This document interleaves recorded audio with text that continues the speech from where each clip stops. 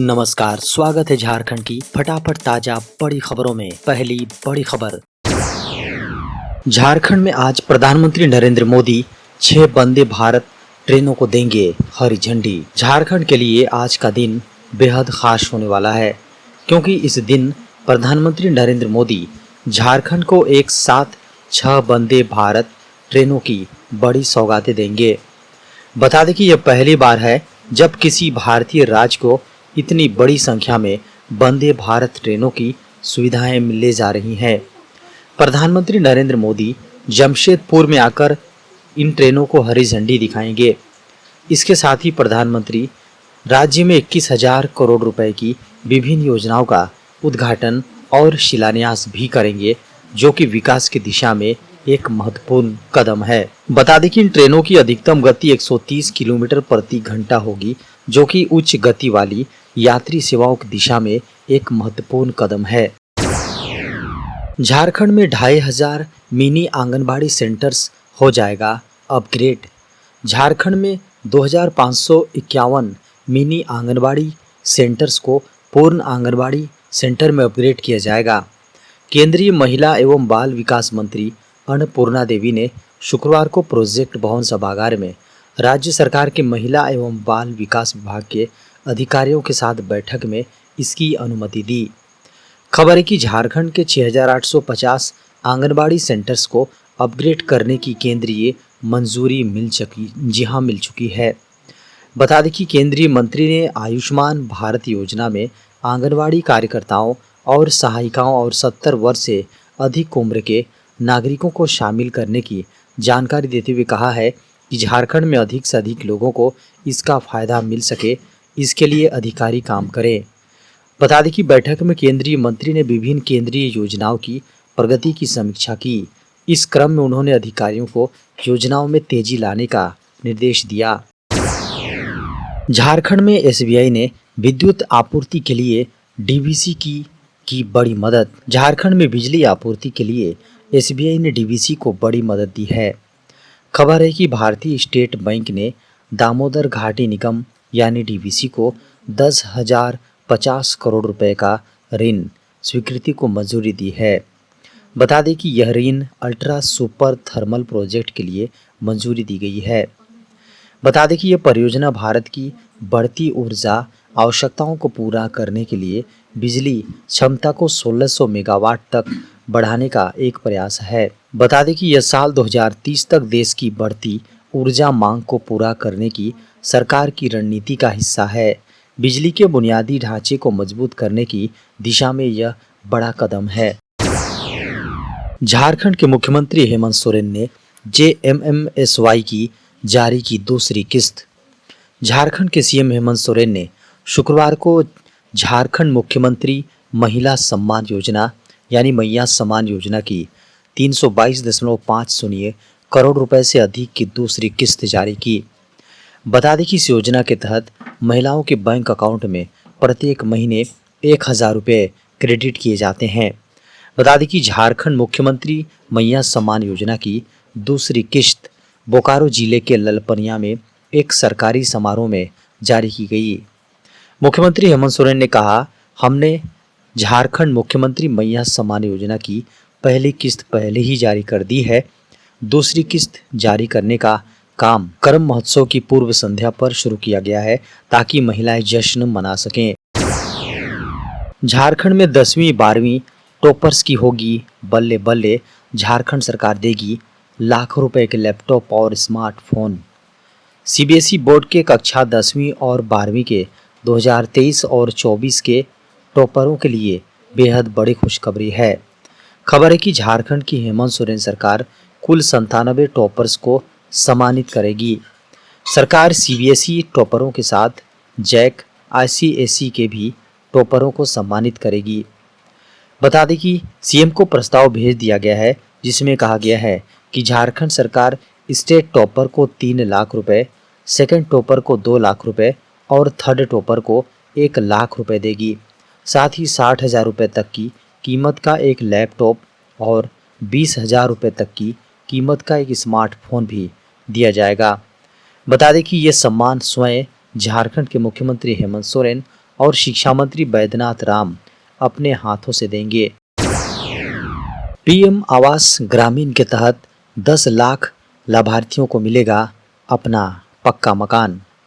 प्रधानमंत्री आवास योजना ग्रामीण यानी PMAY-G के तहत गुजरात, झारखंड, ओडिशा और अन्य राज्यों के लगभग 10 लाख लाभार्थियों को अगले सप्ताह स्वीकृति पत्र के साथ घर के लिए पहली किस्त जारी की जाएगी। खबर है कि केंद्रीय ग्रामीण विकास मंत्री शिवराज सिंह चौहान ने कहा है कि प्रधानमंत्री नरेंद्र मोदी 17 सितंबर को ओडिशा में आयोजित राष्ट्रीय स्तर के कार्यक्रम में स्वीकृति पत्र वितरित करेंगे तथा PMAY-G की पहली किस्त हस्तांतरित करेंगे। प्रधानमंत्री डिजिटल माध्यम से 3,180 करोड़ रुपए की पहली किस्त डायरेक्ट लाभार्थियों के बैंक अकाउंट में ट्रांसफर करेंगे और 26 लाख लाभार्थियों को अपने नए घर का सपना पूरा होगा। आधार को मुफ्त में अपडेट कराने की बढ़ी डेडलाइन। आधार को फ्री में अपडेट कराने की डेडलाइन 14 सितंबर को ख़त्म हो रही थी। Unique identification authority of India यानी UIDAI ने अब इसे 14 दिसंबर 2024 तक के लिए बढ़ा दिया है।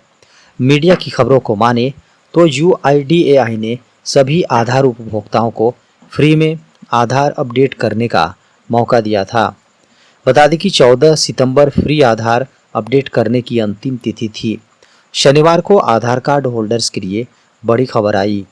दरअसल UIDAI ने आधार कार्ड को मुफ्त में अपडेट कराने की डेडलाइन आगे बढ़ा दी है और अब इस काम को 14 दिसंबर 2024 तक फ्री में किया जा सकता है। बता दें कि यह डेडलाइन 14 सितंबर को समाप्त हो रही थी। इस तारीख से शुरू होंगे CBSE कक्षा 9वीं और 11वीं के लिए रजिस्ट्रेशन। CBSE यानी केंद्रीय माध्यमिक शिक्षा बोर्ड यानी CBSE जल्द ही कक्षा 9वीं और 11वीं के छात्रों के लिए रजिस्ट्रेशन प्रक्रिया शुरू करेगा। CBSE द्वारा जारी नोटिस को माने तो रजिस्ट्रेशन विंडो 18 सितंबर को खुलेगी और 16 अक्टूबर तक खुली रहेंगी।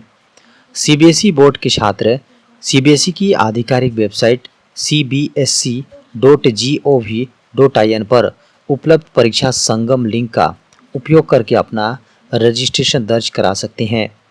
ऑफिशियल नोटिफिकेशन में ये भी कहा गया है कि दी गई समय सीमा का पालन करते हुए रजिस्ट्रेशन डेटा सबमिट करना जरूरी है। इसलिए स्कूलों को सलाह दी जाती है कि वो उम्मीदवारों के डेटा को समय पर जमा करने की योजना बनाए। SBI ने 1000 से अधिक पदों के लिए जारी किया आवेदन। SBI यानी भारतीय स्टेट बैंक ने 2024 के लिए विशेषज्ञ कैडर अधिकारियों की भर्ती के लिए अधिसूचना जारी की है। खबरों की माने तो यह भर्ती नियमित और अनुबंध के आधार पर जारी की जा रही है। इच्छुक और योग्य उम्मीदवार इन पदों के लिए ऑनलाइन आवेदन कर सकते हैं। सामान्य OBC EWS उम्मीदवारों के लिए 750 रुपये, SC ST दिव्यांग उम्मीदवारों के लिए कोई शुल्क नहीं। भुगतान मोड बता दें कि उम्मीदवार डेबिट कार्ड, क्रेडिट कार्ड या इंटरनेट बैंकिंग का उपयोग कर ऑनलाइन शुल्क का भुगतान कर सकते हैं। बता दें कि ऑनलाइन आवेदन करने की शुरुआत 14 सितंबर 2024 और ऑनलाइन आवेदन करने की अंतिम तिथि 4 अक्टूबर 2024 है। केंद्र सरकार ने राजधानी पोर्ट ब्लेयर का नाम बदलकर किया श्री विजयपुरम। केंद्र सरकार ने शुक्रवार को अंडमान और निकोबार द्वीप समूह की राजधानी पोर्ट ब्लेयर का नाम बदलकर श्री विजयपुरम कर दिया। यह घोषणा करते हुए केंद्रीय गृह मंत्री अमित शाह ने कहा कि यह निर्णय प्रधानमंत्री नरेंद्र मोदी के देश को गुलामी के सभी प्रतीकों से मुक्त करने के दृष्टिकोण के तहत लिया गया है। खबर है कि शाह ने कहा कि भारत के स्वतंत्रता संग्राम में अंडमान और निकोबार द्वीप समूह का अद्वितीय स्थान रहा था। उन्होंने कहा कि वीडी सावरकर ने अंडमान की सेलुलर जेल में कई साल बिताए थे और नेताजी सुभाष चंद्र बोस ने द्वीप पर तिरंगा फहराया था। शाह ने एक पोस्ट में कहा, देश को गुलामी के सभी प्रतीकों से मुक्त करने के प्रधानमंत्री नरेंद्र मोदी जी के संकल्प से प्रेरित होकर आज गृह मंत्रालय ने पोर्ट ब्लेयर का नाम बदलकर श्री विजयपुरम करने का निर्णय लिया है। श्री विजयपुरम नाम स्वतंत्रता के लिए हमारे संघर्ष और इसमें अंडमान और निकोबार के योगदान को दर्शाता है। उन्होंने कहा कि इस द्वीप का हमारे देश की स्वाधीनता और इतिहास में अद्वितीय स्थान रहा है। चोल साम्राज्य में नौसेना अड्डे की भूमिका निभाने वाला यह द्वीप आज देश की सुरक्षा और विकास को गति देने के लिए तैयार है।